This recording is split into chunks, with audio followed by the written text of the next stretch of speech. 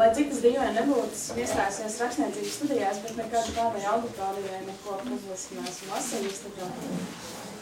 Šīs man arī tāds kā nedaudz uguns kristības.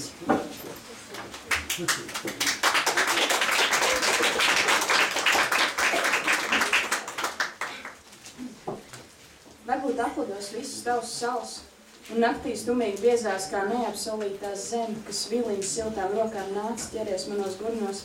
Mēs dzīvosim pirāti izmanīgumā saldā, savilksim bults priekšā debesīm skaņām, liksimies nezinām, kā aizaugt viens otru var bikli, bet nepieradinām ātri.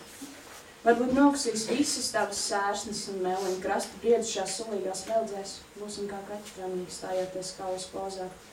Es smalkos pavadienos zilām dzīsliņām tītos, tevi atradīšu izejot uz jūru. Kaut kas, ko es pat iespējams nevaru izlasīt, bet mēģināšu. Pienāks septembris, oktobris, novembrī sals, mēļo, ka decembra vidū būs gals. Vēl vairāk tev sūtīt paskarts, slēgt putnus būros aiz atslēgām smagām, iežņaukt maigumu un teikt tev, ka viss jau sen garām.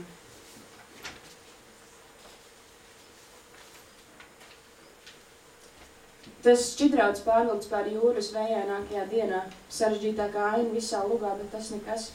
Tāpat svētdien istabas un aunas skaistākās skurpes dungoja tev kā vislipīgāko meldiņu, gaidu iegriežamies uz stūri, zvanām pie durvīm un priecīgi mājām sveiks. Tu esi pēdējā auga pirms miera pēc vislielākās vētras, ķecerīgākais pants visā dziesmā, bet lai jau paliek. Joprojām sienas pulksteņi ducina laiku, saspriego līdz pēdējai vīlai silti kā stipri kafija mokošā naktī. Un beigās izrauj kā pēdīgo pogu no tev kreklu. Nav jau to teikt. Viss bija sērā dubļi augsts un man nipras kājas. Ziema mums nesaudzē ziemu pilnu mutu stāst aizvēsturisks pļāps un izpūš vēseli, izpūš līdz mielēm. Tikai dažreiz es uzdrīkstos tā pīstam tev pateikt vai zinu. Tu esi gaidīšana, tu esi gaidīšana, tu esi gaidīšana, mans draugs. Tāds klusums kļūst baigs. Tad nedaudz par to pilsētu. Pamostos no bezmiega un nakts tumsā pirksts dzīmē kontūrs. Tanī pat apgabalā, kur pirmās un pēdējās nopūtas sakrīt matos kā baltākās pulks, tanī pat pilsētā, kur puisim kanā malā zilākās acis un barot uz lieveņu var ne tikai svētdienas, bet arī kājas un visas pasaules pilnākos klusums. Pamosties no bezmiega un nakts tumsā pirksts dzīmē kontūrs. Tieši tanī stundā, kad smalku un trauslu pilsēta elpo piespēdusies man saules pirmam.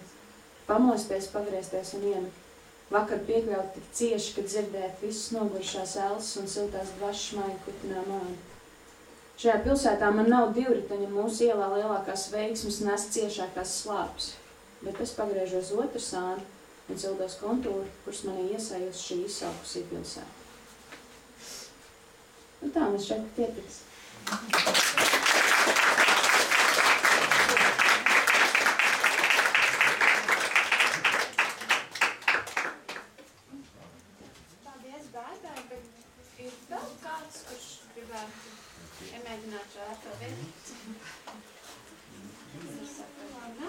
Tad izskatās, kā ir pienācis laiks.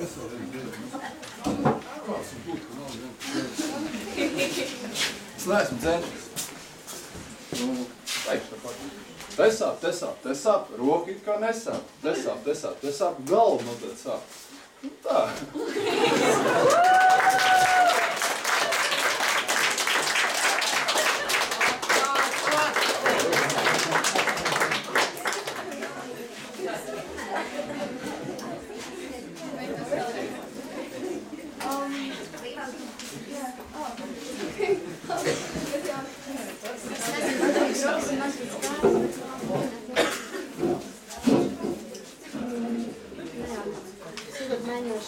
Vienkārši skaļāk. Nu, ko mums tad? Es varu pateikt, kas ir dziedu, bet, dziesmas es nerakstu. Un tā, bet, jā, ir viens tāds dzejals, kas mums šķiet diezgan... Man ir obligāti jārunāk. Viss galā. Labi, jā. Nu, tad... Mikrofons ir mūsu draugs, no viņa jau jābaidās. Es zinu, es dziedu mikrofonā, bet... Netraucē veselībai? Neesmu pieradusi, labi, neko. Tātad, es dziedu savu dzīvību. Cik naiva ir šī butaforija, kas apņem mani kā piecstāvu un nami. Cik muļķīgi. Es vairs nerakstu. Es nerakstu vairs savu jēgu. Es nerakstu vairs tev likteni. Es tikai dziedu. Tā klusām es dziedu savu dzīvību. Komentārus nevajag. Nav nepieciešamības. Pat acis nevajag. Tikai sēdi. Sēdi man priekšā uz bluķa un klusē. Klusē par melno vakatu Baltajā istabā. Gribu mākoņu pilis, kā rekviemā par sapni. Ir, bet nav. Spied plaukstu, cik tīk, man nesāp. Es vairs nejūtu, pat tad, ja solīsi šokolādi. Ir tā, it kā tu Amsterdamā būtu izaudzis. Cik muļķīgi. Es nerakstu, vairs tev likteni, kā rekviemā par sapni. Es tikai dziedu, tā klusām savu dzīvību.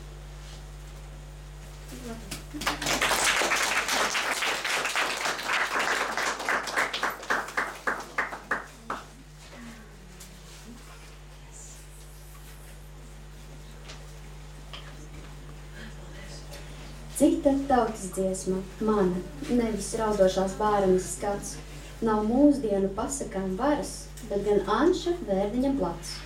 Vai zināt, kur treimāsas odziņas lasa, kur dārgumu zelta pods rakts, mazliet zudusi, aizliegta burvības vara, cita tautas dziesma mana.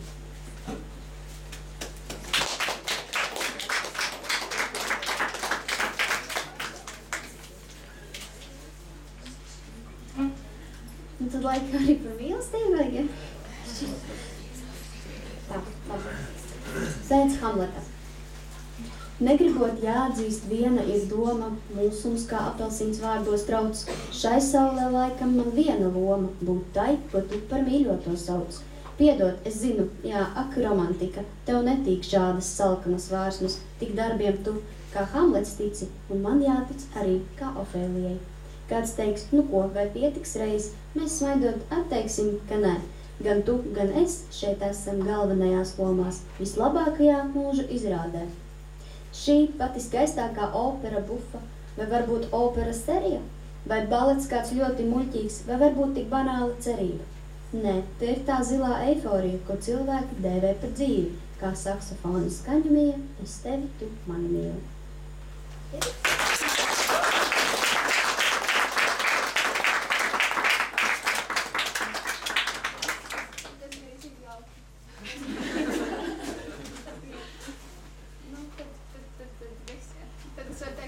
Man ir viens teikums. Paldies. Man arī var izslēgt gaismu. Paldies.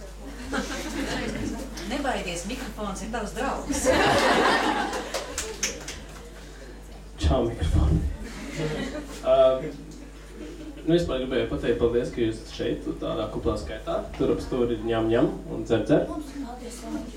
Jā, bet es arī garšo labi. Es vēlējos beigt uz kaut ko tādu mazāk nopietnu, jo dzēja jau nevienmēr ir dvēseles sārdīšana, ir arī uzjautināšana, vai ne? Man īsā rīmīte, ko es atceros ļoti sen. Mazi bērni aprēķina, ko tad mums ko rēķināt? Sautīgos nolūkos aprēķina laulības. Man būs bērni, tev būs auto, bērnus gan uz pusēm, un ja privātā dzīve nemanīs, izšķirsimies klusā.